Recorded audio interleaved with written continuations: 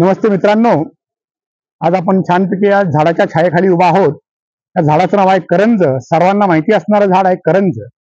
अत्यंत हिरवगार, देखणं सुंदर आणि भरपूर सावली देणारं असं एक झाड आहे.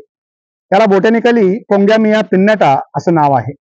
तर हे झाड आयुर्वेदाच्या दृष्टीनं खूप महत्वाचं आहे. त्याचबरोबर प्लांटेशन करण्याकरता अत्यंत सोयीचं झाड आहे. लवकर वाढणारं, भरपूर सावली देणारं म्हणून रोड साईड प्लांट याची लागवड केली जाते.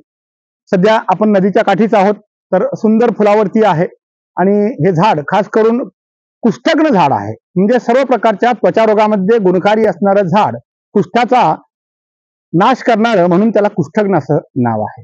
तर याची पानं वापरली जातात, त्याची फुलं वापरली जातात, त्याच्या बिया असतात, त्या बियांपासून एक तेल निघतं, त्याला करंज तेल असं म्हटलं जातं.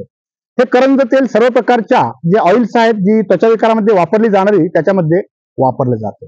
याचा एक महत्वाचा उपयोग तुम्हाला निश्चितपणे सांगावासा वाटतो मला. त्याची कोवळी पानं आणि फुलं ज्या ज्या लोकांना इंद्रलुप्त आहे, इंद्रलुप्त याचा अर्थ चाई पडणे. चाई म्हणजे काय? आपल्या केसाचा काहीच भाग निघून जातो, अगदी तुळतुळीत भाग होतो, तिथे केस उगवत नाहीत, लोकांना थोडंसं ऑकवर्ड वाटतं. स्त्रियांना असेल तर जास्तच ऑकवर्ड होतं.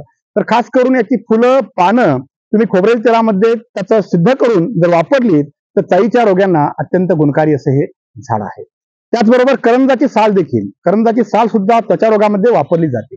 तर सोरायसिस नावाच्या विकारामध्ये ज्या लोकांना आराम पाहिजे आहे, त्यांनी निश्चितपणे करंजाच्या झाडाला मित्र करून घेणं गरजेचं आहे. करंजाचं पोटात जरी सेवन केलं तरी चालेल, बाहेरून लावलं तरी देखील चालेल. लक्षात घ्या, निश्चितपणे तुमच्या आसपास चांगले कोणी तज्ज्ञ असतील त्यांचा सल्ला जरूर घ्या. पण निसर्ग वाचवण्याकरता ही झाडं वाचली पाहिजेत, तर ही औषधं वाचतील, आपण वाचू. धन्यवाद.